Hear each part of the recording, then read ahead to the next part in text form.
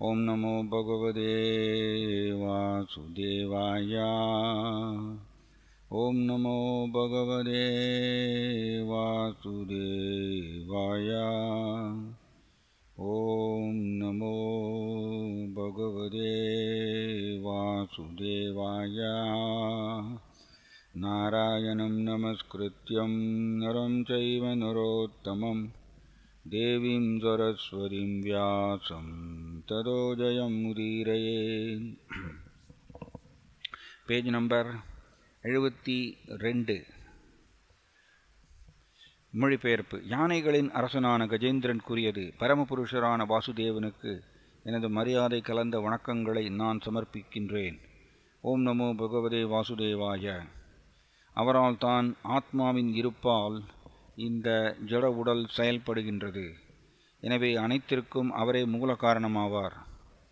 பிரம்மா மற்றும் சிவனை போன்ற மேன்மையானவர்களாலும் அவர் வழிபடத்தக்கவராவார். மேலும் ஒவ்வொரு ஜீவராசியின் இதயத்திற்கு உள்ளும் அவர் புகுந்துள்ளார். அவரை நான் தியானிக்கின்றேன். பொருளை இப்பதத்தில் ஏதத் சித் ஆத்மகம் எனும் சொற்கள் மிகவும் முக்கியமானவையாகும். ஜட உடல் சந்தேகமின்றி பஞ்சபூதங்களை மட்டும் கொண்டதாகும். ஆனால் கிருஷ்ண உணர்வு எனும் புரிந்து உணர்வு நிலைக்கு ஒருவர் வரும்போது அவரது ஜட உடல் ஆன்மீக உடலாக மாறிவிடுகின்றது. ஜட உடல் புலன் இன்பத்துக்கு என உள்ளதாகும். ஆனால் ஆன்மீக உடல் பகவானின் உன்னத அன்பு தொண்டில் ஈடுபடுகின்றது. ஆகவே பரமபுருஷரின் தொண்டில் ஈடுபடுபவரும் எப்பொழுதும் அவரை பற்றியே நினைத்து கொண்டு இருப்பவருமான ஒரு பக்தரின் உடலை ஒருபோதும் பௌதீகமானதென்று கருதக்கூடாது. எனவேதான் பின்வருமாறு கட்டளையிடப்படுகின்றது: குருசு நரமதி. ஆன்மீக குரு ஜட உடலை கொண்ட சாதாரண ஒரு மனிதர் என்று எண்ணுவதை ஒருவன் கைவிட வேண்டும். அர்ச்சே விஷ்ணு சுலாதி. ஆலயத்தில் உள்ள விக்கிரகம் கல்லால் ஆனது என்பது அனைவருக்கும் தெரியும். ஆனால் அந்த விக்கிரகம் வெறும் கல் மட்டுமே என்று எண்ணுவது குற்றமாகும். அதே போலவே ஆன்மீக குருவின் உடல் ஜடப்பொருட்களால் ஆனது என்று எண்ணுவது குற்றமாகும். ஒரு கற்சிலையை கடவுளாகவும் சாதாரண ஒரு மனிதனை ஆன்மீக குருவாகவும் பக்தர்கள் முட்டாள்தனமாக வழிபடுகின்றனர் என்று நாஸ்திகர்கள் நினைக்கின்றனர். ஆனால் ஸ்ரீகிருஷ்ணருடைய சர்வ வல்லமை உள்ள கருணையால் கற்சிலை எனப்படும் விக்கிரகம் நேரடியாக முழுமுதற் கடவுளாகவும் ஆன்மீக குருவின் உடல் நேரடியாக ஆன்மீகமானதாகவும் மாறுகின்றன என்பதே உண்மையாகும். கலப்பற்ற பக்தி தொண்டில் ஈடுபட்டுள்ள தூய பக்தர் ஒருவர் உன்னதமான படித்தரத்தில் இருக்கிறார் என்பதை புரிந்து கொள்ள வேண்டும். சகுணான் சமதீச்சைதான் பிரம்ம பூஜாய கல்பதே.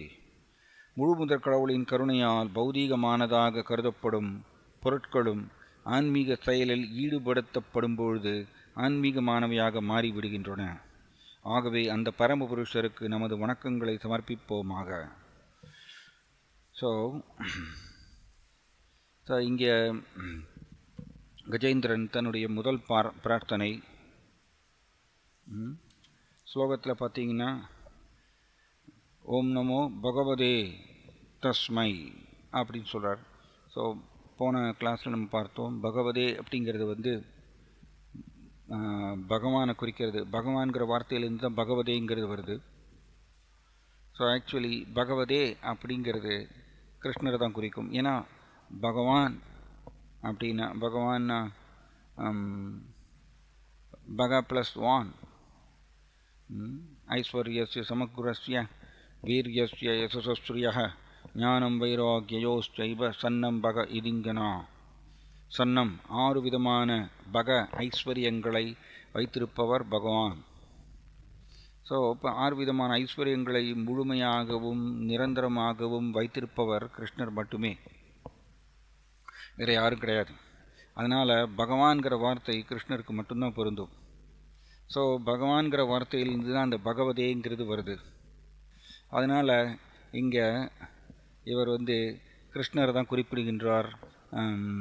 கஜேந்திரன் ஓம் நமோ பகவதே அப்படின்னு சொன்னதுனால இது கிருஷ்ணரை தான் குறிக்கிறது. பின்னாடி வரக்கூடிய ஒவ்வொரு வார்த்தையும் நம்ம பார்க்கலாம். பிரபுபாதர் அதுக்கு எப்படி விளக்கம் கொடுக்குறாருக்கிறது நம்ம அதை பார்க்கலாம். ஸோ ஏதத் சித் ஆத்மகம். ஏதச்சித் ஆத்மகம் அப்படின்னா ஸோ அதாவது சித் ஆத்மகம் ஆத்மாவின் காரணத்தால் அசைகின்றது. ஏதத் இவ்வுடலும் ஜடத்தோற்றமும்.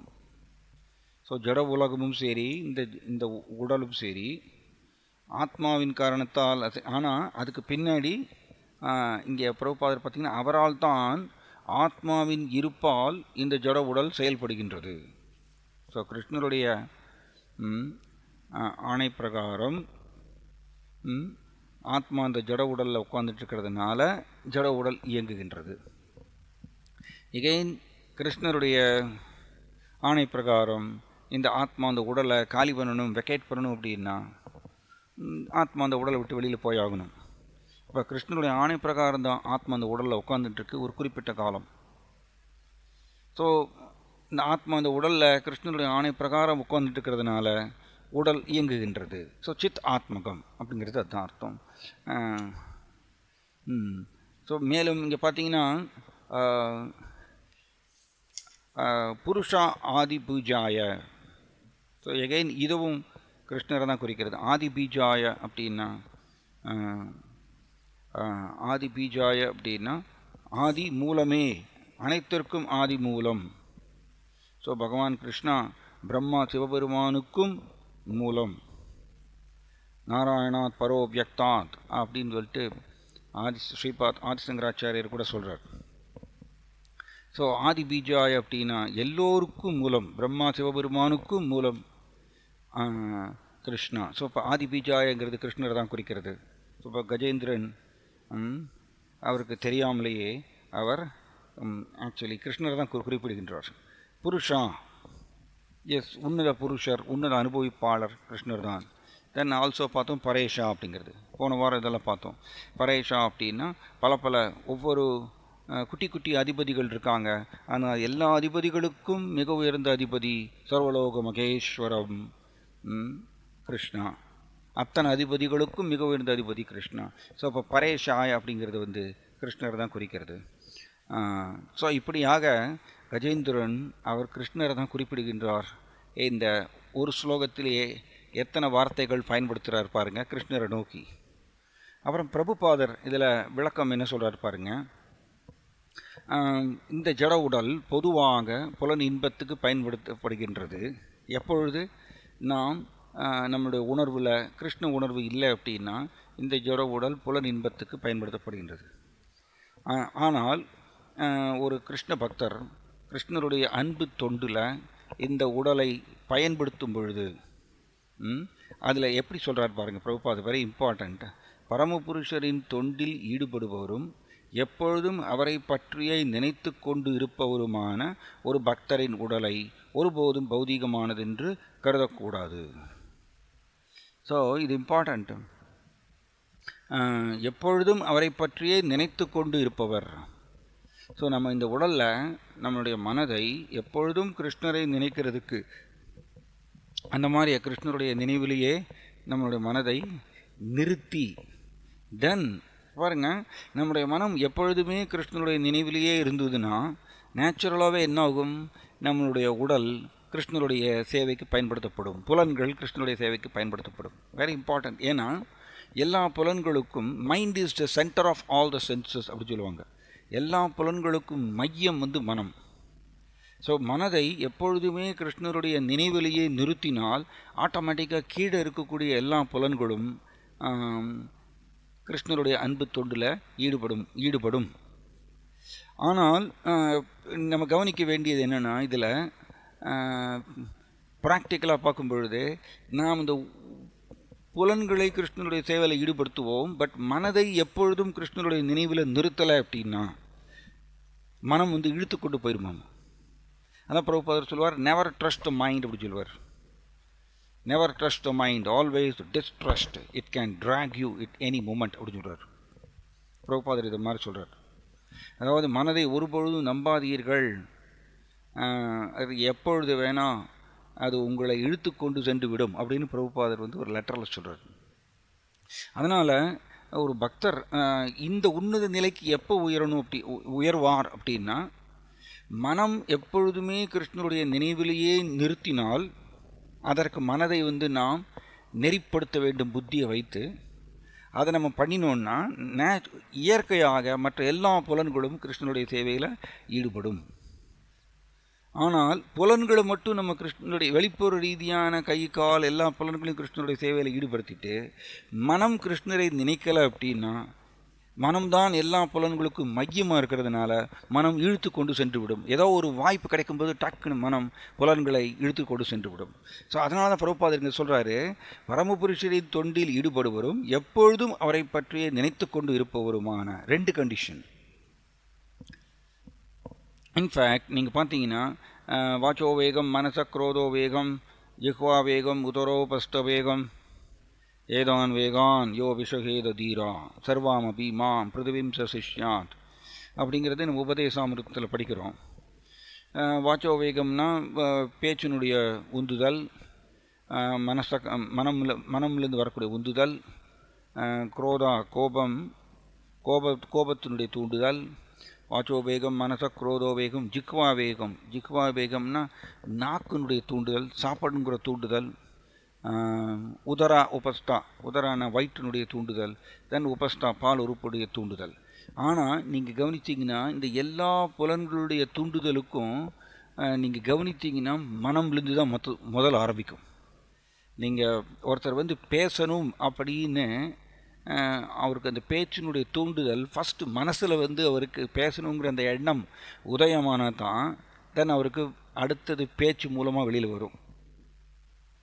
அதே மாதிரி தான் கோபமும் பார்த்தீங்கன்னா ஃபஸ்ட்டு மனசில் ஒருத்தரை பற்றி ஒருத்தருடைய தவறை நம் மனசில் நினைத்து கோபப்படும் பொழுது ஃபஸ்ட்டு மனசில் வருமா எண்ணம், அதுக்கப்புறம் தான் அது கோபமாக வெளியில் வருது. இப்படி எல்லாமே பார்த்தீங்கன்னா ஃபஸ்ட்டு மனசில் வந்ததுக்கப்புறம் தான் அது வெளியில் வரும், அந்த புலன்கள் மூலமாக வெளியில் வரும். ஜிஹ்வா சாப்பிடணுங்கிற தூண்டுதல் பார்த்தீங்கன்னா ஃபஸ்ட்டு ஒரு பொருளை பார்க்கும்பொழுது, சப்போஸ் ஒரு லட்டு, நல்லா ஒரு டேஸ்டி லட்டுவை பார்க்கும்பொழுது ஃபஸ்ட்டு மனசில் அதை சாப்பிடணுங்கிற அந்த எண்ணம் உதயமாகிறது, அந்த ஆர்வம் உதயமாகிறது. அதுக்கப்புறம் தான் நம்ம அதை கை உடனே போகிறத சாப்பிட்றதுக்கு நாக்கு சுவைக்கணும்னு ஆசைப்படுது. எல்லாமே ஃபஸ்ட்டு மனசில் தான். ஸோ அதே மாதிரி தான் உதரம், பசி. ஸோ இது எல்லாமே பார்த்திங்கன்னா பேக் சைடில் மனம் தான் இருக்குது. அதனால தான் மனம்தான் மிகப்பெரிய காரணம் அப்படின்னு சொல்லிட்டு நம்ம படிக்கிறோம் பாகவதத்தில். மிகப்பெரிய காரணம், பிறப்பு இறப்பு சக்கரத்தில் சுற்றி வர்றதுக்கு மூல காரணமே இந்த மனம்தான் அப்படிங்கிறது படிக்கிறோம். அதனால தான் நாம் புலன்களை கிருஷ்ணனுடைய சேவையில் ஈடுபடுத்துகிறோம். பட் மனதை கிருஷ்ணனுடைய நினைவில் நிறுத்தலைன்னா அதே மனம் இந்த புலன்களை இழுத்து கொண்டு சென்று விடும். அதனால தான் 2மே சொல்லியிருக்காரு பிரபுபாதரிங்க. பரமபுருஷரின் அன்பு தொண்டுல ஒருத்தர் ஈடுபடணும், இடைவிடாமல் ஈடுபடணும். அப்படி தான் நம்ம படிக்கிறோம். அகைத்துகி அப்பிரதிகதா அப்படின்னு இருக்கும். அப்பிரதிகதான்னா என்னது? தங்குதடையின்றி. கிருஷ்ணருடைய அன்பு தொண்டில் தங்குதடையின்றி ஒருத்தர் யார் ஈடுபட முடியும் அப்படின்னா அதுக்கு முன்னாடி அவருடைய மனம் கிருஷ்ணருடைய நினைவிலேயே நிலைத்திருக்கணும். அப்போ தான் அது பண்ண முடியும். மனம் வேற ஏதோ நினச்சிட்டே இருந்து புலன்கள் மட்டும் வலுக்கட்டாயமாக செய்ய முடியாது. ஏன்னா மனம் எல்லா புலன்கள் கூட மனம் தொடர்பு கொண்டு இருக்கின்றது. ஸோ அது இம்பார்ட்டன்ட் பாயிண்ட். இது எப்படி அந்த உதாரணத்தில் பார்த்தீங்கன்னா, அந்த தேருடைய உதாரணத்தில் கயிறு எல்லா குதிரைகளோடு கட்டப்பட்டிருக்கின்றது. இந்த கயிறு தான் மனம் சொல்லுவோம். எல்லா குதிரைகளும் புலன்கள்னு சொல்கிறோம். அதனால் இது முடியாத காரியம். அதாவது மனம் கிருஷ்ணரை நினைக்கலை அப்படின்னா புலன்களை மட்டும் கிருஷ்ணருடைய சேவையில் ஈடுபடுத்துவதுங்கிறது இடைவிடாமல் நடக்காது. அது இழுத்துட்டு போயிடும், மைண்டு இழுத்துட்டு போயிடும் புலன்களை. ஏன்னா ஒரு தாட் மனசில் ஏற்படக்கூடிய ஒரு சின்ன ஒரு எண்ணம் புலன்களை இழுத்து கொண்டு சென்று விடுமாம். அவ்வளோ சக்தி வாய்ந்தது. ஸோ அப்படி யார் ஒருத்தர் இது 2யுமே, மனம் எப்பொழுதுமே கிருஷ்ணனுடைய நினைவிலே இருக்கார். அதனால தான் மத்கதேன அந்தராத்மனா, எப்பொழுதுமே கிருஷ்ணனுடைய நினைவிலேயே ஆழ்ந்திருப்பவர். அவர் யோகத்தில் மிகவும் நெருக்கமாக இணைந்தவர்னு கிருஷ்ணன் சொல்கிறார். ஸோ அப்படி இந்த மாதிரியே கிருஷ்ணனுடைய நினைவிலேயே எப்பொழுதும் ஆழ்ந்திருக்கார். ப்ளஸ் கிருஷ்ணனுடைய உன்னத அன்பு தோன்றலில் ஈடுபட்டிருக்கின்றார். அப்படிப்பட்ட பக்தருடைய உடல் பௌதிகமானது என்று கருதக்கூடாது. ஸோ இதுக்கு பிரபுபாதர் என்ன சொல்கிறார்? குரு சுநரமதி, ஆன்மீக குரு கிருஷ்ணருடைய அந்தரங்க பிரதிநிதி. நம்ம படிக்கிறோம் ஆக்சுவலி குரு அஷ்டகம் அப்படிங்கிற அந்த பாடலில் வந்து சொல்கிறோம், சாக்ஷாத் ஹரித்வேன சமஸ்த சாஸ்திரை. அதான் கிந்து பிரபோர்யா பிரிய ஏவ தஸ்யா, கிந்து பிரபோர்யா பிரிய ஏவ தஸ்யா. அதாவது பகவான் கிருஷ்ணருக்கு பிரியமானவர் ஆன்மீக குரு.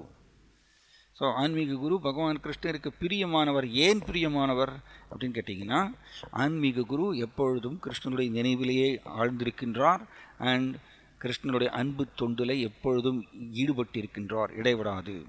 அதனால தான் பிரபுபாதர் சொல்வார், ஸ்ரோத்ரியம் பிரம்மனிஷ்டம்னு சொல்லுவார். ஆன்மீக குருவுடைய தகுதிகளை பற்றி சொல்லும் பொழுது ஒன்று வந்து ஸ்ரோத்ரியம், எஸ், அவருடைய ஆன்மீக குரு முந்தைய ஆச்சாரியர்கள் இவர்கள்ட்டிருந்து இந்த கிருஷ்ணரை பற்றி உண்டான உண்மைகளை போதுமான அளவுக்கு கேட்டவர், ஸ்ரோத்ரியம் கேட்டவர்.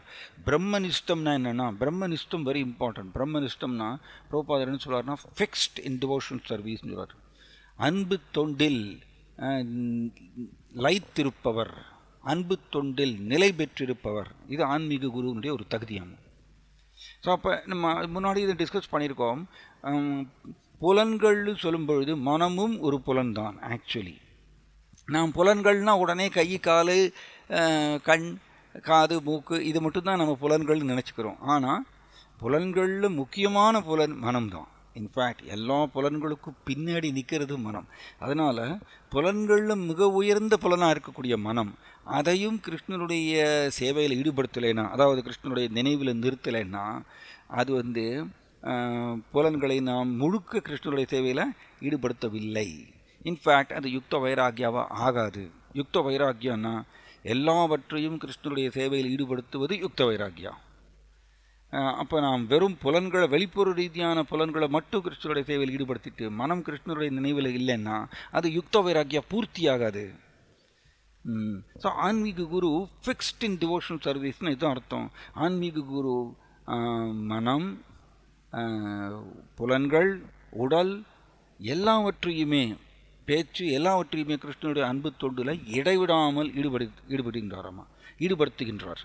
அதனால் அப்படிப்பட்ட ஆன்மீக குருவை குரு நரமதி, அவர் ஒரு சாதாரண மனுஷர்னு கருதினால் அது வந்து குற்றம் அப்படி இங்கே வந்து சொல்லப்பட்டிருக்கு. ஸோ ஆன்மீக குருவுடைய உடல் வந்து சாதாரண ஒரு ஜட உடல்னு நினைக்க ஆரம்பித்தோன்னா அது ஒரு குற்றம். அவர் சாதாரண மனுஷன்னு நினைக்கக்கூடாது. ஏன்னா அவர் எப்பொழுதுமே அவர் வந்து எல்லா புலன்களையும், மனம் உட்பட எல்லா புலன்களையும் கிருஷ்ணனுடைய சேவையில் இடைவிடாமல் ஈடுபடுத்துறதுனால அவர் வந்து அந்த புலன்கள் புலன் இன்பத்திலிருந்து விடுபட்டிருக்கு இல்லையா. இப்போ முன்னாடி படித்தோம், ஜட உடல் புலன் இன்பத்தில் பயன்படுத்துகின்றது, சாதாரண மனிதர்கள் பயன்படுத்துகிறாங்க. ஸோ ஆன்மீக குரு முழுக்க அதிலிருந்து விலக்கி கிருஷ்ணருடைய அன்பு தொண்டில் ஈடுபடுத்துறதுனால அவருடைய உடல் சாதாரண ஜட உடலாக கருதக்கூடாது. அதாவது இப்போ நம்ம ஆன்மீகமாகத்தான் கருத வேண்டும் ஆன்மீக குருவினுடைய உடலை அப்படிங்கிறது நம்மளுக்கு சாஸ்திரத்திலிருந்து வரக்கூடிய உபதேசம். அப்புறம் அர்ச்சை விஷ்ணு சிலாதீர், அதாவது வெறும் சிலைன்னு நினைக்கக்கூடாது. விக்கிரகத்தை வந்து வெறும் கல் சிலைன்னு நினைத்தால் அது ஒரு குற்றம். ஸோ விக்கிரகத்தில் பகவான் கிருஷ்ணா வந்து காலையில் இன்றைக்கி மகாராஜ் ரொம்ப அழகாக சொல்லிட்டு இருந்தார், கிருஷ்ணன் வந்து எங்கே வேணால் தோன்ற முடியும், ஜெயத்தில் வேணால் கிருஷ்ணன் தோன்ற முடியுமாமா, அது அவருடைய விருப்பம். கிருஷ்ணர் நினைத்தால் தூணில் தோன்றுகின்றார். பிரகலாத் மகாராஜாவுக்கு தூணில் தோன்றினார். கிருஷ்ணா வந்து ஆள் இலையில் தோன்றினார். மார்க்கண்டேய ரிஷிக்கு ஆள் இலையில் தோன்றினார். வெறும் சின்ன ஆள் இலையில் கிருஷ்ணா வந்து குழந்தையாக தவழ்ந்தார். நம்ம காலையில் மகாராஜா வந்து சொன்னார் இதை. கிருஷ்ணா வந்து தேவகுதியோட வயிற்றுக்குள்ளே தோன்றுகின்றார். இதே கிருஷ்ணா நாமும் கிருஷ்ணரை ஸ்மரணம் செய்யும் பொழுது நம்மளுடைய மனதுக்குள்ளேயும் கிருஷ்ணா தோன்றுவார். நம்ம கிருஷ்ணரை ஸ்மரணம் செய்யும் பொழுது கிருஷ்ணா அங்கே தோன்றுகின்றார். ஸோ கிருஷ்ணா எங்கே வேணால் தோன்றுவாரம்மா. அது அப்போ இப்போ எங்கே வேணால் கிருஷ்ணா தோன்ற முடியும்னு சொல்லும் பொழுது ஏன் கிருஷ்ணா வந்து ஒரு கல்லாலான ஒரு விக்கிரகத்திலையும் ஏன் தோன்ற முடியாது? எப்பொழுது அப்படின்னா பிரபுபாதர் சொல்வார், இதை ஒரு போஸ்ட் பாக்ஸ் இருக்குது, கவர்மெண்ட்டுடைய போஸ்ட் பாக்ஸ்.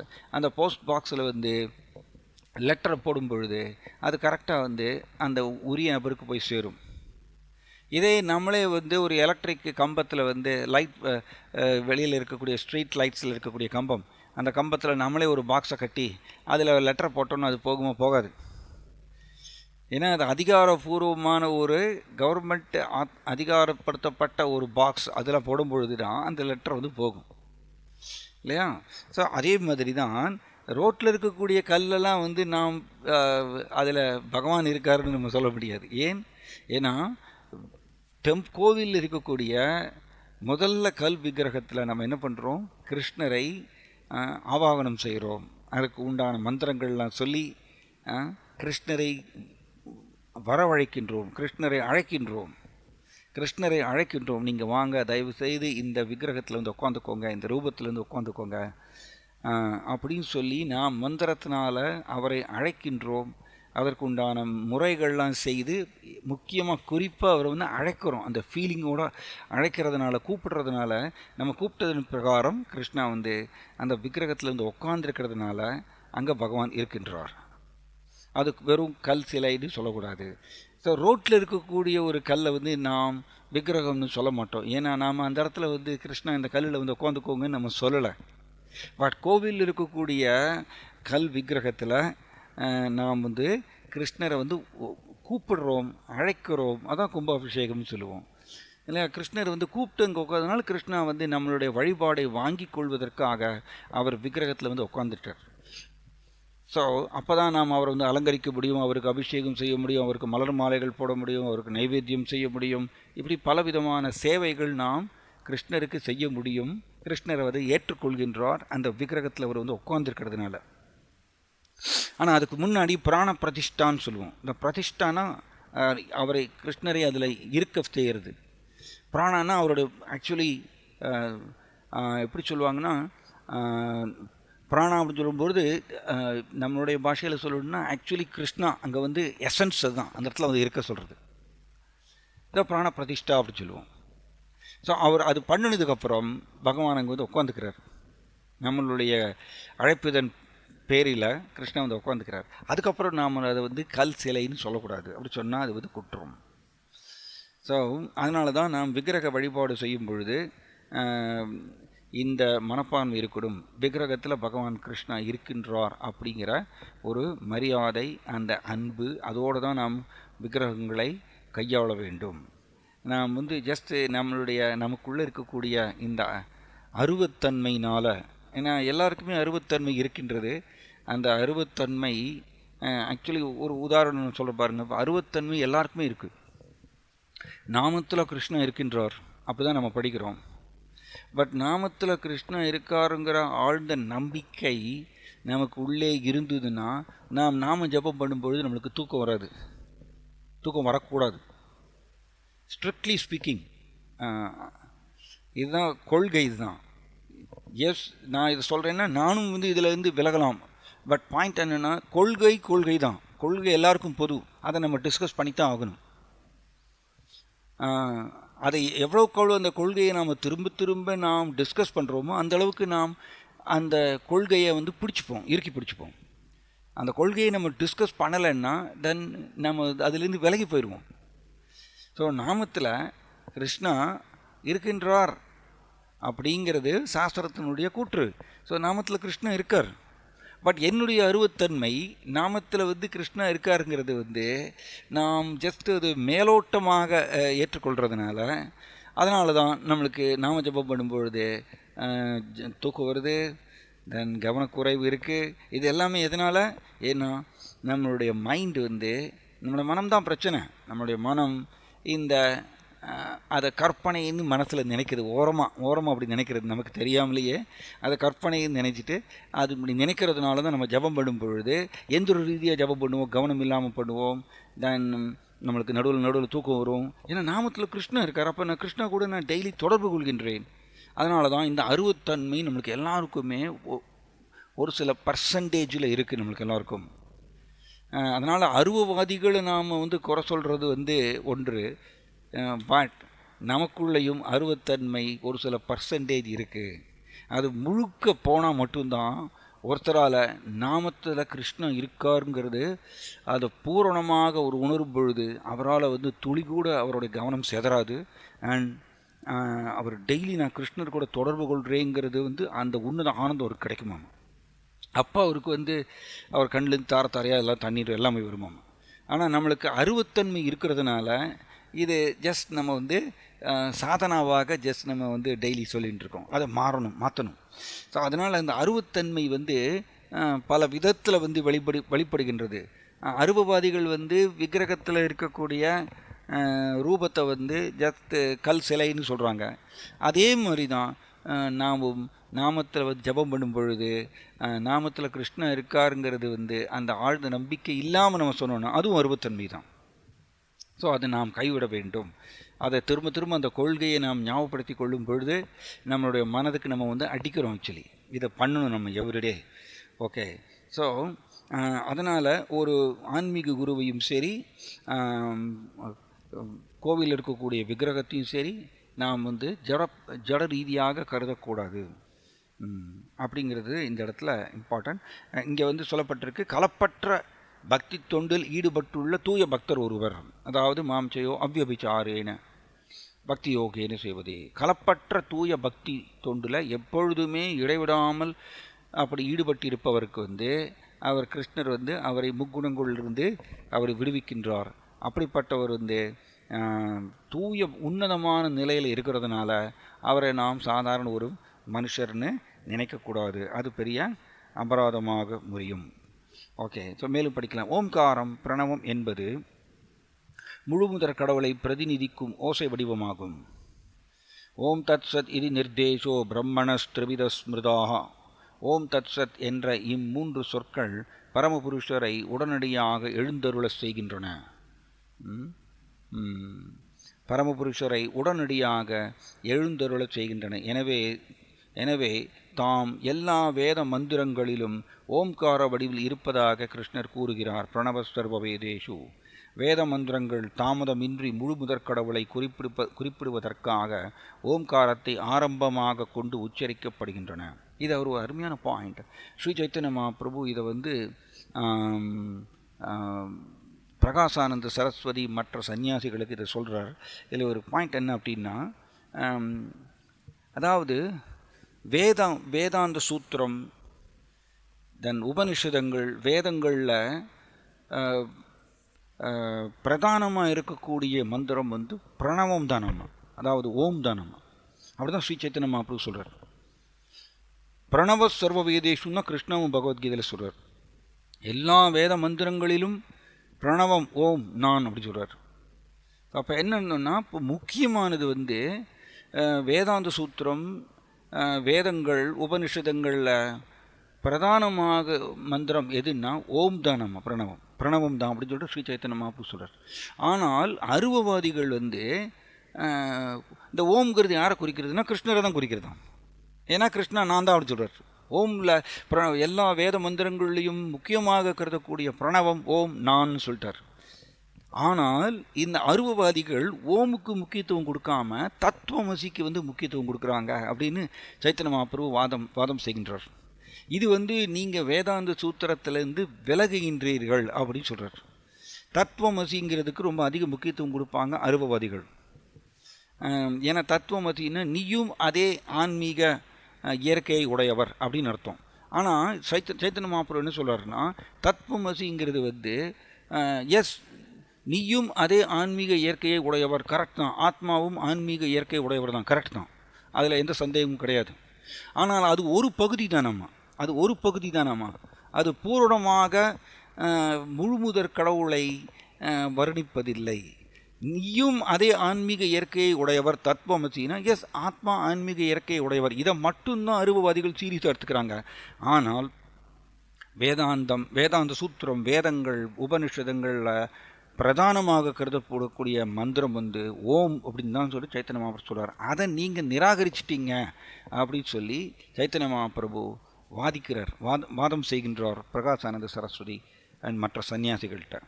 ஸோ அதனால் இப்போ பிரணவம்ங்கிறது, ஆனால் பிரபுபாதர் சொல்லுவார் ஓம் அதுவும் கிருஷ்ணரை தான் குறிக்கிறது, ஹரே கிருஷ்ண மகாமந்திரமும் கிருஷ்ணரை தான் குறிக்கிறது. ரெண்டுத்துக்கும் எந்த வித்தியாசம் கிடையாதுன்னு சொல்கிறார் பிரபுபாதர். ரெண்டுத்துக்கும் எந்த வித்தியாசமும் கிடையாது அம்மா. ஆனால் கலியுகத்தில் நமக்கு விதிக்கப்பட்ட மந்திரம் ஹரே கிருஷ்ண மகாமந்திரமாக இருக்கிறதுனால நாம் ஹரே கிருஷ்ண மகாமந்திரத்தை ஜபம் பண்ணுறோம். அதனால தான் நீங்கள் பார்த்தீங்கன்னா எந்த மந்திரம் சொன்னாலும் அதுக்கு முன்னாடி ஓம் சொல்லுவாங்க. ஓம் சொல்லாமல் எந்த மந்திரமும் சொல்ல மாட்டாங்க. ஈவன் நீங்கள் தேவர்களுடைய வழிபாடு செய்யக்கூடிய மந்திரங்கள் கூட பார்த்தீங்கன்னா அதுக்கு முன்னாடி ஓம் சொல்லுவாங்க. ஸோ இந்த ஓம்ங்கிறது கிருஷ்ணரை தான் குறிக்கிறது. இங்கே மேலும் படிக்கலாம். வேத மந்திரங்கள் தாமதமின்றி முழு முதற் கடவுளை குறிப்பிடுவதற்காக ஓம்காரத்தை ஆரம்பமாக கொண்டு உச்சரிக்கப்படுகின்றன. அதான் இம்பார்ட்டன்ட் பாயிண்ட். நீங்கள் பார்த்தீங்கன்னா இப்போ கணபதிக்கு அர்ச்சனை செய்கிறாங்கன்னு வச்சுக்கோங்க. ஓம் கணபதியே நமக அப்படின்னு சொல்லுவாங்க. ஓம் கணாத்தியக்ஷாய நமக, ஓம் தான் ஃபஸ்ட் சொல்கிறாங்க. ஸோ இந்த ஓம்ங்கிறது யாரை ஃபஸ்ட்டு குறிக்கிறது? கிருஷ்ணரை தான் குறிக்கிறது. ஸோ அவங்க தேவர்களை வழிபாடு செஞ்சாலும் அவர்களுக்கே தெரியாமல் அவங்க கிருஷ்ணரை இது பண்ணுறாங்க. ஸோ ஓம்ங்கிறது மகா வாக்கியம் சொல்கிறார் பிரபுபாதர். மகா வாக்கியம் அதாவது மகா மந்திரம் அப்படிங்கிறது சொல்கிறார் பிரபுபாதர் அப்படி சொல்கிறார். ஸோ ஸ்ரீமத் பாகவதம் உதாரணமாக ஓம் நமோ பகவதே வாசுதேவாய என்னும் சொற்களுடன் துவங்குகின்றன. முழு முதற் கடவுளாகிய வாசுதேவனுக்கும் ஓம்காரத்துக்கும் வேறுபாடு இல்லை. பிரபுபாதர் எழுதுகிறார் பாருங்க. முழு முதற் கடவுளாகிய கிருஷ்ணா வாசுதேவருக்கும் ஓம்காரத்துக்கும் வேறுபாடு கிடையாது. இதனால தான் நீங்கள் அது பார்த்தீங்கன்னா இது பகவத்கீதாவில் கூட இன்னொரு ஸ்லோகம் கூட வருது.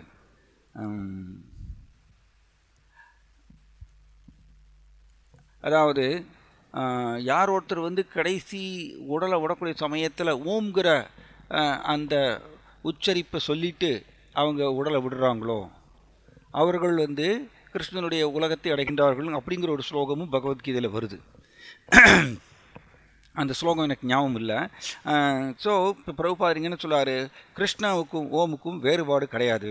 அதனால தான் நாம் இந்த ஓம் நமோ ஓம்ங்கிற வார்த்தை முன்னாடி போடுறோம். ஓம் நமோ பகவதே வாசுதேவாய. ஸோ நிராகாரா அல்லது அருவமானது எதையும் பாருங்கள். எகைன் அருவத்தை இங்கே பிரபுபாதர் இங்கே கோட் பண்ணுறாரு பாருங்கள். நிராகார அல்லது அருவமானது எதையும் ஓம்காரம் குறிப்பிடவில்லை என்பதை புரிந்து கொள்வதில் நாம் கவனமாக இருக்க வேண்டும். உண்மையில் இப்பதம் ஓம் நமோ பகவதே என்று கூறுகின்றது. பகவான் ஒரு நபர் ஆவார்.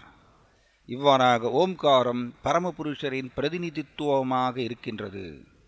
ஸோ பாருங்கள், அதனால நிராகாரம். ஸோ நிராகாரன்னு அருவவாதம். ஸோ இந்த அருவமானதுங்கிறது அருவவாதம் ஓம்காரங்கிறத அவங்க முக்கியத்துவம் கொடுக்கறது கிடையாது.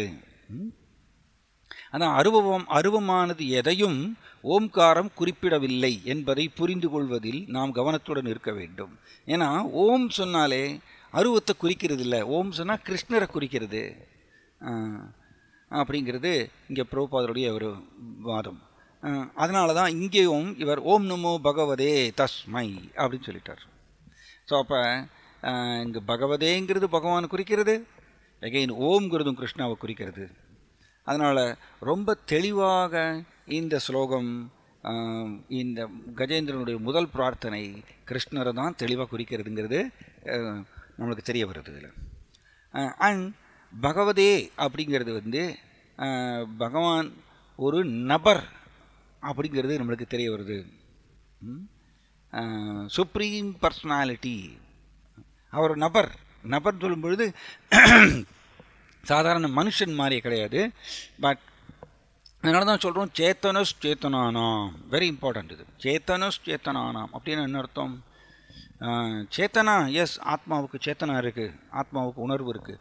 ஆனால் சேத்தனஸ் சேத்தனானாம், சீஃப், எல்லா உணர்வு உடைய ஆத்மாக்களுக்கும் பிரதானமானவர் கிருஷ்ணா அப்படின்னு சொல்லி நம்ம படிக்கிறோம்.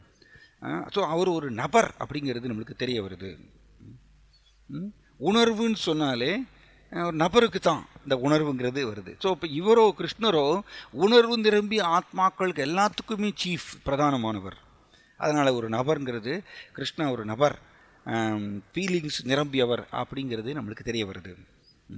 ஸோ அருவவாதிகள் சொல்கிற மாதிரியே இவர் நிராகாரா அப்படிங்கிறது ஏற்றுக்கொள்ளப்படவில்லை.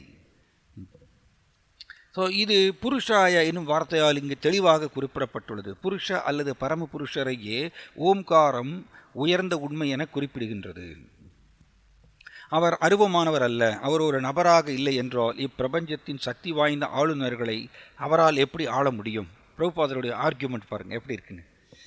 ஸோ இங்கே புருஷாய ஆதி பீஜாய அப்படின்னு சொல்லிட்டு இங்கே வந்து வர்ணிக்கிறார் கஜேந்திரன். ஒவ்வொரு ஸ்லோகமும் ரொம்ப அருமையான பிரார்த்தனை, வந்து ரொம்ப ரொம்ப பியூட்டிஃபுல் பிரார்த்தனை. இது மெதுவாக நம்ம போகலாம்.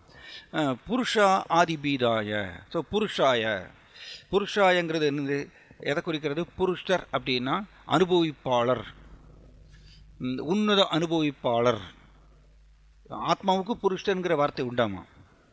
ஆனால் ஆத்மா உன்னத அனுபவிப்பாளர்னு சொல்ல முடியாது. எஸ், அவர் வந்து கீழ்ப்படிந்த அனுபவிப்பாளர் ஆத்மா ஆக்சுவலி.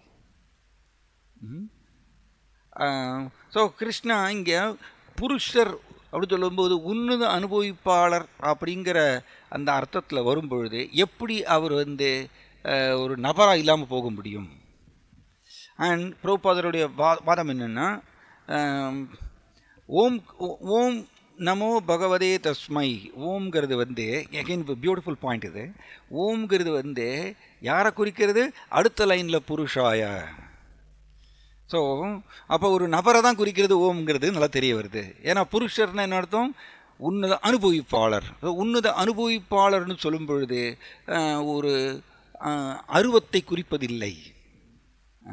உன்னத அனுபவிப்பாளர் சொல்லும்போது ஒரு அருவத்தை குறிப்பதில்லை. கட்டாயம் ஒரு அருவம், ஒரு ஜோதி ரூபம் உன்னத அனுபவிப்பாளராக இருக்க முடியாது. ஸோ ஏன்னா ஜோதி அருவவாதிகள் சொல்கிற மாதிரியே ஜோதி பகவான் வந்து ஜோதி ரூபம் அப்படின்னு சொன்னால் அவர் எதையும் அனுபவிக்க முடியாது. பட் இங்கே வந்து கஜேந்திரன் எப்படி வர்ணிக்கிறார்? ஓம் அப்படி முன்னாடி சொல்லிட்டாரு. ரெண்டாவது புருஷாயன்னு சொன்னதுனால அப்போ ஓம்ங்கிறது வந்து உன்னத அனுபவிப்பாளரை குறிக்கின்றது, நபரை குறிக்கின்றது. அப்போ ஓம்ங்கிறது நிராகாராவுக்கு பொருந்தாது அப்படிங்கிறது தெரிய வருது. அதான் பிரபுபாதர் சொல்றார், புருஷ அல்லது பரமபுருஷரை ஓம்காரம் உயர்ந்த உண்மை என குறிப்பிடுகின்றது, அவர் அருவமானவர் அல்ல. ஸோ அடுத்தது பிரபுபாதர் ஆர்குமெண்ட் என்னென்னா, ஓகே இப்போ அருவவாதிகள் சொல்கிற மாதிரியே பகவான் வந்து ஒரு நபராக இல்லை, ஒரு நபர் இல்லை, ரூபம் இல்லை, அவர் ஜோதி ரூபம் அப்படின்னு சொன்னால் எப்படி அவரால் வந்து சக்தி வாய்ந்த ஆளுநர்களை அவர் எப்படி ஆள முடியும்? எப்படி ஆள முடியும்? So important point. இப்போ வந்து ஒருத்தர் இன்னொருத்தர் ஆளணும்னா அவர் ரூபம் இருக்கணும். ரூபம் இருந்தால் தான். இப்போ பாருங்கள், சாதாரணமாக ஒரு கம்பெனியில் வந்து ஒரு மேனேஜர் வந்து கீழே இருக்கக்கூடிய ஸ்டாஃப் எல்லாத்தையும் ஒரு ஆள்கின்றார், கட்டுப்படுத்துகின்றார். அப்போ எப்படி கட்டுப்படுத்துகிறாரு? அவர் ரூபம் இருக்குது ஃபஸ்ட்டு. ரெண்டாவது அவருக்கு இன்ஸ்ட்ரக்ஷன் கொடுத்துட்டே இருப்பார். இன்ஸ்ட்ரக்ஷன் இதை பண்ணுங்கள் அதை பண்ணுங்கன்னு சொல்லிட்டு கட்டளை இட்டுகிட்டே இருப்பார். அப்புறம் தப்பு பண்ணும்போது கரெக்ட் பண்ணுவார். இப்படி தானே ஒரு கம்பெனியில் வந்து ஒரு மேனேஜர் வந்து ஸ்டாஃபெல்லாம் வந்து கண்ட்ரோல் பண்ணுறார், கட்டுப்படுத்துகின்றார்.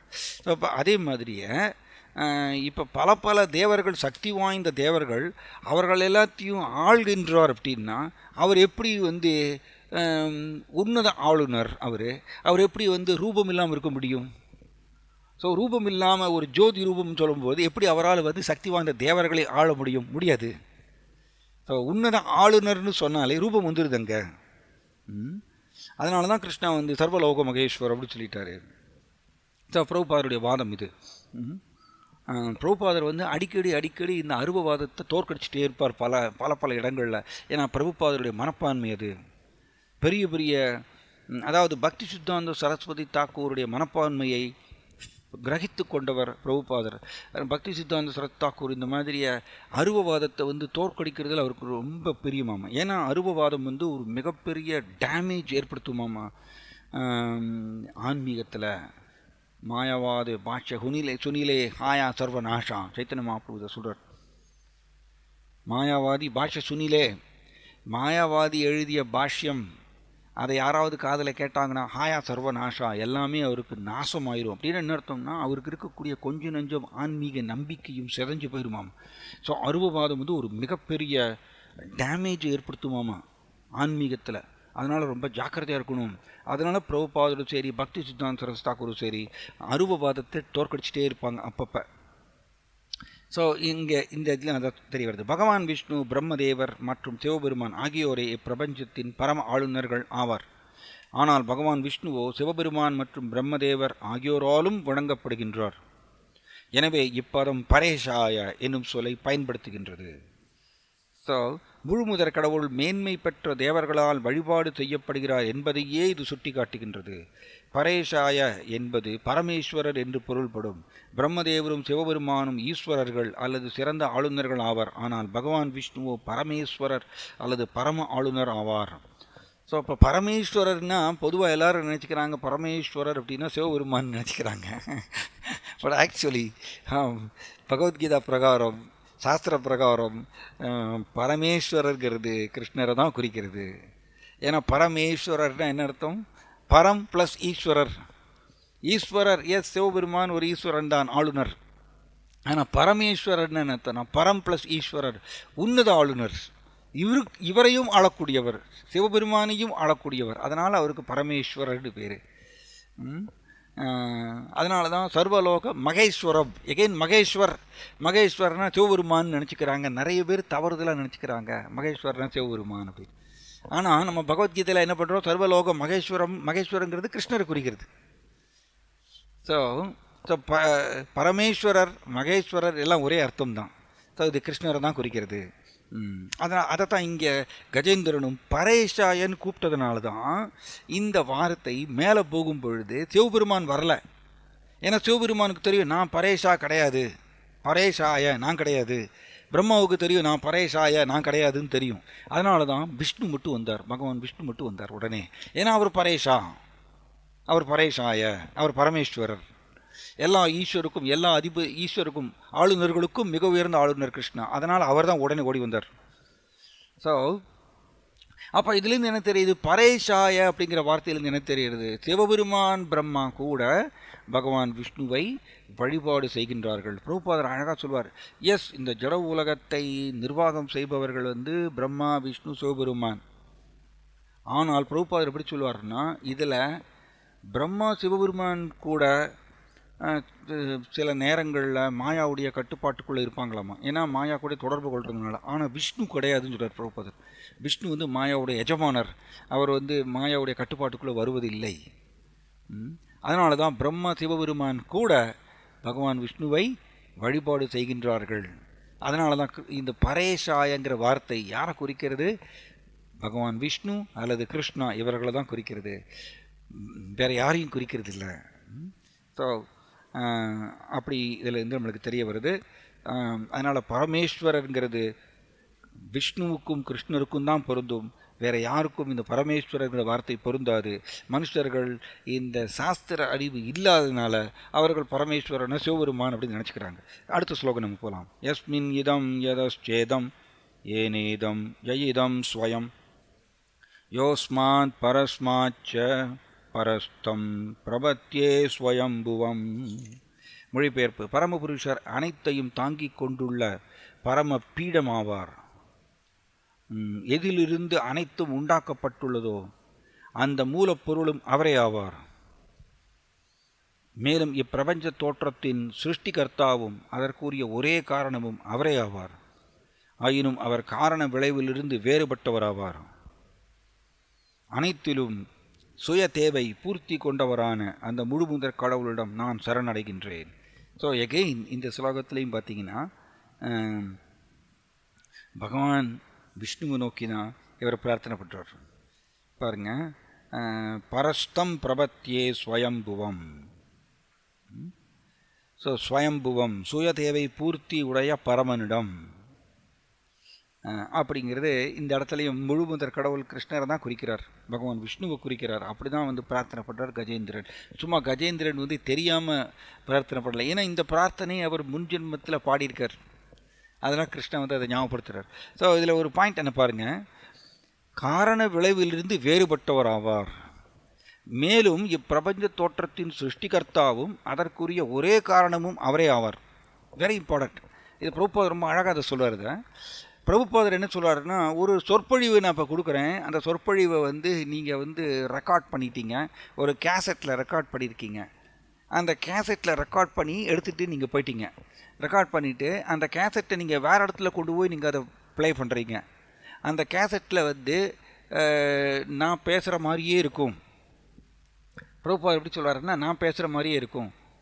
எஸ், நான் பேசி தான் அந்த கேசட்டை வந்து இப்போ அது வந்து உங்களுக்கு உங்கள் வீட்டில் அது ப்ளே ஆகுது. ஸோ அது தனிப்பட்டு இயங்குற மாதிரியே தெரியும். ஆனால் அந்த கேசட் தனிப்பட்டு இயங்கிறது இல்லை, தனித்து இயங்கிறது இல்லை. ஏன்னா அதுக்கு முன்னாடி அந்த கேசட்டில் பிரபுபாதர் பேசினதை ரெக்கார்ட் பண்ணியிருக்காங்க, பதிவு செஞ்சதுனால தான் அந்த கேசட் வந்து தனித்து இயங்குற மாதிரி இருக்குது. ஸோ இது பிரிந்த சக்தின்னு சொல்கிறது இதுதான் அர்த்தம். வெரி பியூட்டிஃபுல் பாயிண்ட் இது. ஆக்சுவலி பிரிந்த சக்தி.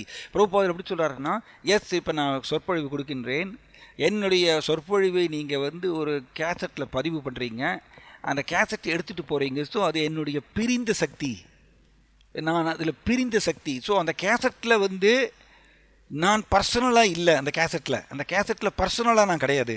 ஆனால் என்னுடைய பேச்சு இதில் பதிவு செய்யப்பட்டிருக்கின்றது. ஸோ இப்போ நான் தான் மூல காரணம் அந்த கேசட்டுக்கு. என்னுடைய பேச்சு அதில் பதிவு செய்யப்பட்டிருக்கின்றது. ஆனால் அதே சமயத்தில் அந்த கேசட்டில் பர்சனலாக நான் இல்லை. அந்த கேசட் வந்து சுதந்திரமாக செயல்படுற மாதிரி தெரியும். உங்கள் வீட்டில் போய் நீங்கள் அதை ப்ளே பண்ணிங்கன்னா நான் பேசுகிறது வந்து இண்டிபெண்ட்டாக சுதந்திரமாக அது பேசுகிற மாதிரி தெரியும். ஆனால் கிடையாது, பின்னாடி நான் வந்து பேசி பதிவு செஞ்சதுக்கு அப்புறம் தான் அது வந்து சுதந்திரமாக செயல்படுறது. இதே மாதிரி தான் கிருஷ்ணரும் மாயாவும் இதே மாதிரி தானே. மாயா தனித்து சுதந்திரமாக செயல்பட முடியாதாம்மா, ஆனால் சுதந்திரமாக செயல்படுற மாதிரியே தெரியுமாம்மா.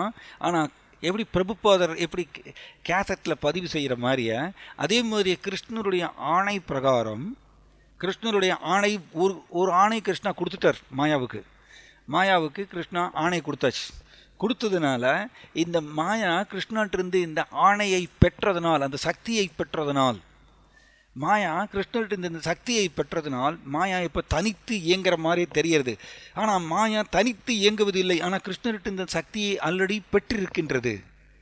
கிருஷ்ணன்ட்டிருந்து அந்த சக்தியை பெற்றிருக்கிறதுனால, அந்த சக்தியினுடைய பலத்தினால மாயா செயல்படுகின்றது, தனித்து இயங்குற மாதிரி தெரியறது. எப்படி அந்த கேசட் தனியாக வந்து ப்ளே பண்ணுற மாதிரி தெரியறது. ஆனால் ஃபஸ்ட்டு பிரபுபாதருடைய சொற்பொழிவு அதில் பதிவு செய்யப்பட்டதுக்கு அப்புறம்தான் அது தனியாக செயல்படுகின்றது. அதே மாதிரி தான் மாயாவும் கிருஷ்ணருடைய ஆணையை பெற்று அந்த பலத்தின் பிரகாரம்தான் மாயா சுதந்திரமாக செயல்பட முடிகின்றது. அப்போ இதுலேருந்து என்ன தெரிகிறதுனா, கிருஷ்ணர் தான் மாயாவுக்கு மூலம். ஆனால் அதே சமயத்தில் கிருஷ்ணா அந்த மாயாவுக்குள் இல்லை. எப்படி அந்த கேசட்டில் பார்த்தீங்கன்னா, கேசட்டில் வந்து பிரபுபாதருடைய பேச்சு அதில் இருக்குது, பதிவு செய்யப்பட்டிருக்கின்றது. அது பிரபுபாதருடைய பிரிந்த சக்தி. ஆனால் அந்த கேசட்டுக்கு உள்ள பிரபுபாதர் இல்லை, அந்த கேசட்டுக்குள்ள பிரபுபாதர் கிடையாது. இது அருமையான பாயிண்ட் இது. அதே மாதிரி தான் கிருஷ்ணருடைய ஆணை அப்படிங்கிற அந்த சக்தியை மாயா பெறுகின்றதுனால மாயா இயங்குகின்றது, அதன் விருப்பம் போல் இயங்க முடிகின்றது மாயா. ஆனால் இந்த மாயாவுக்கு உள்ள கிருஷ்ணன் இல்லை. ஏன்னா கிருஷ்ணர்கிட்ட பிரிந்த சக்தி மாயா. அதான் பின்ன பிரகிருதிர் அஷ்டதா, கிருஷ்ணர்கிட்ட பிரிந்த சக்தி மாயா. எப்படி பிரபுபாதர்கிட்ட பிரிந்த சக்தி அந்த கேசட். ஸோ அதே தான் இங்கேயும். அதனால தான் இங்கே சொல்வார், பிரபஞ்ச தோற்றத்தின் சிருஷ்டிகர்த்தா அவர் தான். எஸ், அதற்குரிய ஒரே காரணமும் அவரே ஆவார். இந்த பிரபஞ்சம் ஜட உலகம், பூமி மட்டும் இல்லை, ஜட உலகம், இந்த அண்டம் மட்டும் கிடையாது, பல அண்டங்கள் நிரம்பியது ஜட உலகம். இந்த ஜட உலகத்துக்கு ஒரே சிருஷ்டிகர்த்தா கிருஷ்ணர் தான், அண்ட் மூலம் அவர் தான், ஒரே காரணம் அவர் தான். ஆனால் அதே சமயத்தில் அவர் அந்த காரண விளைவிலிருந்து வேறுபட்டவர். அப்படின்னு என்ன அர்த்தம்? மாயா இங்கே வந்து செயல்படுகின்றது, மாயா சுதந்திரமாக செயல்படுகின்றது. எப்படி சுதந்திரமாக மாயா செயல்படுறது? எஸ், ஜீவாத்மாவை கட்டுப்படுத்துகின்றது மாயா. முக்குணங்களை பிரயோகம் பண்ணிக்கிட்டே இருக்கு. அதுக்கு மாயாவுக்கு தெரியும் எந்த ஜீவாத்மாவுக்கு எப்பொழுது எந்த குணத்தை பிரயோகம் பண்ணுவதுன்னு மாயாவுக்கு தெரியும். அந்த சுதந்திரம் மாயாவுக்கு கொடுக்கப்பட்டிருக்கின்றது. கிருஷ்ணர் அந்த ஆணையை கொடுத்துருக்கார், அந்த சக்தியை கொடுத்துருக்கார். அப்போ மாயா கிருஷ்ணர்கிட்ட இந்த சக்தியை பெற்றதுனால சுதந்திரமாக செயல்படுகின்றது. எஸ், எந்த ஜீவாத்மா சப்போஸ் இந்த ஒரு குறிப்பிட்ட ஜீவாத்மா வேலை நான் ரஜோகுணத்தை பிரயோகம் பண்ணணும்னு மாயா முடிவெடுக்கிறதுனா ஒவ்வொரு தடவையும் கிருஷ்ணாட்ட போய் கேட்கணும்னு அவசியம் இல்லை. மாயா அந்த கிருஷ்ணா அந்த அதிகாரம் கொடுத்துட்டார் மாயாவுக்கு. நீ என்ன பண்ணாலும் சரி அப்படின்னு சொல்லிட்டு அந்த அதிகாரம் கொடுத்துட்டார் மாயாவுக்கு. அதனால் மாயா விதவிதமாக பல ஜீவாத்மாக்களை தாக்கின்றே இருக்குது, முக்குணங்களை பிரயோகம் பண்ணி. சுதந்திரமாக செயல்படுகின்றது. ஆனால் இந்த மாயாவுடைய காரண விளைவுனா எப்படி? இந்த மாயா முக்குணங்கள் மூலமாக இங்கே பல பல சூழ்நிலைகளை ஏற்படுத்துறது. அதுக்குள்ளே கிருஷ்ணா உள்ளே வர்றது இல்லையாம்மா. கிருஷ்ணா அதுக்குள்ளே இல்லை. எப்படி? அந்த கேசட்டில் பிரபுபாதர் இல்லை. பிரபுபாதர் பர்சனல் அந்த கேசட்டில் இல்லை. அந்த கேசட் பிரபுபாதர்கிட்ட பிரிஞ்ச சக்தி. அதே மாதிரி தான் மாயாக்குள்ளே கிருஷ்ணா இல்லை. கிருஷ்ணா கிடையாது மாயாக்குள்ளே. அதே சமயத்தில் மாயாவுக்கு எஜமானர் கிருஷ்ணர் தான். இதை புரிஞ்சுக்கணும். இதுக்கு பேர் தான் அச்சிந்திய பேத அபேதா. இந்த அச்சிந்திய பேத அபேதா எல்லா இடத்துலையும் பொருந்தும். மத்ஸ்தானி சர்வபூதானி நச்சாகம் தேஸ்வபஸ்திதக. நல்லா புரிஞ்சுக்கணும். ஏன்னா அருவவாதிகள் இங்கே தான் தப்பு பண்ணுறாங்க. அருவவாதிகள் என்ன பண்ணுறாங்கன்னா கிருஷ்ணரும் மாயா அப்படி சொல்கிறாங்க. கிருஷ்ணரும் மாயாவுக்கு உட்பட்டவர்னு நினைக்கிறாங்க. தவறுது. பாருங்கள், நச்சாகம் தேஸ்வபஸ்திதக மத்ஸ்தானி சர்வபூதானி, அத்தனை ஜீவராசிகளும் எனக்குள்ளே இருக்காங்க. நச்சாகம் தேஸ்வபஸ்திதக, பட் நான் அவர்களுக்குள்ளே இல்லை அப்படி சொல்கிறார். இது இம்பார்ட்டன்ட் பாயிண்ட். பாருங்கள், அத்தனை ஜீவராசிகளும் கிருஷ்ணருக்குள்ளே இருக்காங்க. எஸ், ஏன்னா கிருஷ்ணர் தான் அகம் பீஜ பிரதப்பிதா. எல்லாருக்கும் வித்து அளிக்கும் தந்தை கிருஷ்ணர் தான். எல்லா ஜீவாத்மாவுக்கும் வித்து அளிக்கும் தந்தை கிருஷ்ணர் தான். அத்தனை ஜீவாத்மாக்களும் கிருஷ்ணர்கிட்ட இருந்து தான் உருவாயிருக்காங்க. அதனால் எல்லா ஜீவாத்மாக்களும் எனக்குள்ளே இருக்காங்க. மத்ஸ்தானி, என்னில் இருக்கின்றார்கள். நச்சாகம், நான் அவர்களுக்குள்ள இல்லை அப்படின்னு என்ன அர்த்தம்? கிருஷ்ணா பர்சனலாக இங்கே இல்லை. இங்கே இருக்கக்கூடிய ஜட உலக விஷயங்களுக்கு உள்ள கிருஷ்ணன் இல்லை. அதனால தான் ஒரு பக்தர் கிருஷ்ணரை இடைவிடாமல் ஸ்மரணம் செய்யும் பொழுது அவருடைய ஸ்மரணத்தில் திருப்தி அடைந்து கிருஷ்ணன் உட்காந்துக்கிறாராம். Important point. ஸோ அதனால் கிருஷ்ணன் பர்சனலாக எங்கே இருக்காருன்னா கோலோக பிருந்தாவனத்தில் இருக்கார். பிரபுபாதர் ரொம்ப அழகாக சொல்லுவார். இதை எப்படின்னா, ஒரு ராஜா அந்த புறத்தில் உட்காந்துருக்கார். அவருடைய ராஜ்யம் பறந்து விரிந்திருக்கு. அந்த ராஜ்யத்தில் நடக்கக்கூடிய எல்லா செய்திகளும் ராஜாவுக்கு தெரியும். ஏன்னா அவருடைய அமைச்சர்கள், அவருடைய சக்திகள், பிரிந்த சக்திகள், அவருடைய அமைச்சர்கள் ராஜாவுடைய பிரிந்த சக்திகள், அந்தரங்க பிரதிநிதிகள், பிரிந்த சக்திகள். ஸோ அவர்கள் மூலமாக ராஜாவுக்கு எல்லா விதமான நாட்டு நடப்பு அத்தனையும் அவருக்கு தெரிய வந்துடும். பட் அதே சமயத்தில் ராஜா பர்சனலாக எல்லா மொத்த ராஜ்யத்துலேயும் பர்சனலாக பறந்து விரிந்திருக்காருன்னா கிடையாது. அவர் இருக்கிறது அந்த புறத்தில் தான். அந்த புறத்தில் தான் ராஜா இருக்கார். பட் அவருடைய சக்திகள் மூலமாக அவர் ராஜ்யம் ஃபுல்லாக பரவி இருக்கார். இது வெரி இம்பார்ட்டன்ட் பாயிண்ட். இது அவருடைய சக்திகள் யார்? அமைச்சர்கள் மூலமாக மொத்த ராஜ்யமும் அவருக்கு தெரியும் என்ன நடக்கிறது அப்படிங்கிறது. சக்திகள் மூலமாக பரவி இருக்கின்றார் மொத்த ராஜ்யத்துலேயும். ஆனால் அதே சமயத்தில் ஒவ்வொரு இடத்துலையும் ராஜா பர்சனலாக இல்லை. அதே மாதிரி தான் கிருஷ்ணரும் பர்சனலாக கோலோக பிருந்தாவனத்தில் இருக்கார். பட் அவருடைய சக்திகள் மூலமாக பறந்து விரிந்திருக்கின்றார். ஈவன் பரமாத்மா கூட கிருஷ்ணருடைய அங்க விரிவாக்கும். ஸோ இங்கே மாயாவும் கிருஷ்ணருடைய சக்தி. ஸோ இந்த மாயா ஜட உலகத்தில் எப்படியெல்லாம் ஒவ்வொரு ஜீவாத்மாவை கட்டுப்படுத்துகின்றதோ அது எல்லாமே கிருஷ்ணருக்கு தெரியும். அது எல்லாமே கிருஷ்ணருக்கு தெரியும். பட் அதே சமயத்தில் கிருஷ்ணா பர்சனலாக இந்த ஜட உலகம் முழுவதும் நிரம்பி இருக்கவில்லை. இதுக்கு பேர் தான் அவர் தன்னுடைய சக்தி மூலமாக பரவியிருக்கின்றார். ஈவன் சூரியன் தன்னுடைய கதிர்களை 7-14 லோகங்களுக்கும் வீசுகின்றார். ஆனால் அந்த சூரியன் கதிர்களை எங்கேருந்து பெறுகின்றார்? பிரம்மஜோதியிலிருந்து பெறுகின்றார். அந்த பிரம்மஜோதி எங்கேருந்து வருது? எகைன் கிருஷ்ணருடைய ரூபத்திலிருந்து வரக்கூடிய பிரம்மாண்டமான வெளிச்சம். அப்போ கிருஷ்ணர் தான் தன்னுடைய சக்தி மூலமாக மொத்த ஜட உலகம் முழுவதும் பரவி இருக்கின்றார். ஆனால் பர்சனலாக இல்லை. ஸோ இது அச்சிந்திய பேதாபேதத்தை நம்மளை நல்லா தெளிவாக புரிஞ்சுக்கணும். அதனால தான் அவர் காரண விளைவிலிருந்து வேறுபட்டவராவார்னு சொல்லப்பட்டிருக்கு. அனைத்தையும் தாங்கிக் கொண்டுள்ள பரம பீடமாவார் பரமபுருஷர். எஸ், நாம் இதை படிக்கிறோம். மத்த பரதரம் நானிய திஞ்சிதஸ்தி தனஞ்சய மயி சர்வம் இதம் புரோதம் சூத்ரே மணிகனாயிவ மயி சர்வம் இதம் புரோதம். அத்தனையும் என்னை தான் சார்ந்திருக்கின்றது. கிருஷ்ணர் தான் தாங்கி நிற்கிறார் அத்தனை பேரையும். ஆனால் மறைமுகமாக தாங்கி நிற்கின்றார். நம்மளுக்கு அது தெரியல. எப்படி? நூலில் கோர்க்கப்பட்டுள்ள முத்துக்கள். ஒரு நூலில் முத்துக்கள் கோர்க்கப்பட்டிருக்கின்றது. அதை வந்து ஒரு முத்து மாலை நம்ம பார்க்குறோம், அழகாக இருக்குது, ஓ வெரி குட் வெரி குட், அப்படி முத்து மாலை அப்படின்ட்டு பார்த்து ரொம்ப அழகாக இருக்குன்னு வாங்கிக்கிறோம். ஆனால் அந்த முத்துக்களையெல்லாம் தாங்கி நிற்கிறது என்னது அப்படின்னா அதனுடைய நூல். அந்த நூல் மறைஞ்சு தான் இருக்குது, பின்னாடி இருக்குது. நூல் தெரியறதில்ல யாருக்கும். எல்லாருக்கும் என்ன தெரியும்? முத்துக்கள் தான் தெரியும். யாராவது முத்து மாலை வாங்கும்பொழுது நூலை பார்த்தா வாங்குவாங்க, முத்து மாலையை பார்த்து தான் வாங்குறாங்க. ஆனால் அந்த முத்துக்கள் தாங்கி நிற்கிறது வந்து பேக் சைடில் இந்த நூல் மறைஞ்சு நிற்கிறது. அதே மாதிரி தான் இந்த அனைத்தையும் தாங்கி நிற்பவர் கிருஷ்ணர் தான். ஆனால் கிருஷ்ணர் மறைந்து நிற்கின்றவர், அது தெரியறதில்லை. இது தெரியாததுனால நாஸ்திகவாதி என்ன சொல்லுவார்? கடவுள் இல்லை அப்படின்னு சொல்கிறார். ஆனால் இங்கே கஜேந்திரன் என்ன சொல்கிறார்? நீங்கள் தான் எல்லாரையும் தாங்கி நிற்கிறீங்க. ஸோ அனைத்து உண்டாக்கப்பட்டுள்ளதோ, எதிலிருந்து அனைத்து உண்டாக்கப்பட்டுள்ளதோ அந்த மூலப்பொருளும் அவரே ஆவார். ஒவ்வொன்றும் அருமையான பாயிண்ட் இது.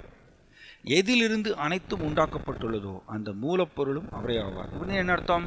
எஸ், எதிலிருந்து அனைத்து உருவாக்கப்பட்டிருக்கின்றது? இப்போ பார்த்தீங்கன்னா நிலம், நீர், நெருப்பு, காற்று, ஆகாயம், இதிலிருந்து தான் அனைத்து பொருளும் உருவாக்கப்பட்டிருக்கின்றது இந்த உலகத்தில். நிலம், நீர், நெருப்பு, காற்று, ஆகாயம் இல்லாமல் இந்த உலகத்தில் எந்த பொருளும் உருவாக்க முடியாது. அந்த நிலம், நீர், நெருப்பு, காற்று, ஆகாயம் கிருஷ்ணன் என்ன சொல்கிறார்? என்னுடைய பிரிந்த சக்தி சொல்கிறார். என்னுடைய பிரிந்த சக்தி அப்படின்னு சொன்னதுனால மூலப்பொருள் அவர் தான். மூலப்பொருள் ரா மெட்டீரியல் சொல்லுவோம், அவர் தான். மூலப்பொருளும் அவரே தான் அப்படிங்கிறது இங்கே அருமையாக வந்து கஜேந்திரன் பிரார்த்தனை பண்ணுறார். அனைத்திலும் சுய தேவை பூர்த்தி கொண்டவரான அந்த முழுமுதற் கடவுளிடம் நான் சரணடைகின்றேன். இது ரொம்ப பியூட்டிஃபுல் பாயிண்ட். சுய தேவை பூர்த்தி கொண்டவரான கிருஷ்ணா வந்து தன்னுடைய இன்பத்துக்கு இன்னொருத்தரை சார்ந்து இருக்க வேண்டிய அவசியம் இல்லை. இதுக்கு பேர் தான் ஸ்வராட்னு அர்த்தம். ஸ்வராட்னா முழு சுதந்திரம் உடையவர். முழு சுதந்திரம் உடையவர் கிருஷ்ணா. யாரையும் சார்ந்து இருக்க வேண்டிய அவசியம் இல்லை. பிரபுபாதர் அழகாக சொல்வார், மகாவிஷ்ணு அவருடைய இப்போ பார்த்தீங்கன்னா இந்த கர்ப்போதகசாயி விஷ்ணு அவருடைய பாதங்களை வந்து லக்ஷ்மி தேவி மசாஜ் பண்ணிகிட்டே இருக்காங்க. பிரபுபாதர் இது சொற்பொழிவில் சொல்கிறார், லக்ஷ்மி தேவி மசாஜ் பண்ணிகிட்டே இருக்காங்க. ஆனால் லக்ஷ்மி தேவி பெண், பகவானுடைய கர்ப்போதகசாயி விஷ்ணுடைய பாதங்களை மசாஜ் பண்ணிகிட்டே இருக்காங்க. ஆனால் லக்ஷ்மி தேவியோட உதவியே இல்லாமல் கர்ப்போதகசாயி விஷ்ணு தன்னுடைய நாபியிலிருந்து ஒரு குழந்தையை உற்பத்தி பண்ணுறார். யார் அவர்? பிரம்மா. தன்னுடைய நாபியிலிருந்து ஒரு தாமரை வருகின்றது, அந்த தாமரை மேலே பிரம்மா உற்பத்தி ஆகிறார். இதுதான் பகவான். பகவான் யாரையும் சார்ந்து இருக்க வேண்டிய அவசியம் இல்லை.